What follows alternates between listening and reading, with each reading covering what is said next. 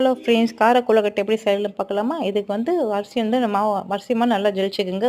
கட்டி இல்லாமல் ஜலிச்சுக்கிட்டு, இதில் வந்து நல்லா உப்பு கொஞ்சம் தேவையான அளவு உப்பு, எண்ணெய் சேர்த்துட்டு நல்லா சுட சுட தண்ணியில் நல்லா வெது வெது சுட தண்ணியில் நல்லா மாவு நல்லா பிசைஞ்சுங்க. பிசைஞ்ச பிறகு வந்து மாவு நல்லா இந்த மாதிரி ரொம்ப கட்டியாக இல்லாமல் கொஞ்சம் நல்லா சாஃப்டாக இருக்கட்டும். அப்போ தான் கொழுக்கட்டை நல்லா வரும். இந்த மாதிரி சின்ன சின்னதாக கொழுக்கட்டை உருட்டுக்கிங்க. ஒரு பாத்திரத்தில் தண்ணி நல்லா கொதிக்க விட்டுட்டு அதில் ஒரு ஜல்லடையில் இந்த மாதிரி கொழுக்கட்டை வச்சுட்டு இந்த மாதிரி நல்லா வேக வச்சுங்க. இன்னும் கடாயில் வந்து நீங்கள் வெங்காயம் 2 வெங்காயம் நல்லா நைஸாக கட் பண்ணிட்டு ஒரு கரண்டி எண்ணெய் ஊற்றிட்டு நல்லா வெங்காயம் பாதி வேகட்டும்.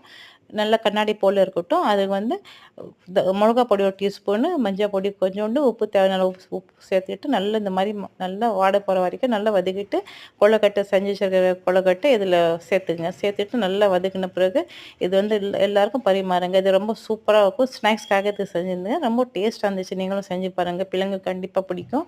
இது உங்களுக்கும் பிடிக்கும். இந்த மாதிரி செஞ்சு பாருங்கள். பிடிச்சிருந்துச்சுன்னா சேனல் லைக் பண்ணுங்கள், ஷேர் பண்ணுங்கள், சப்ஸ்கிரைப் பண்ணுங்கள். சாப்பிட்டு பார்த்து எப்படி இருக்குதுன்னு கமெண்ட்ஸில் சொல்லுங்கள். தேங்க்யூ.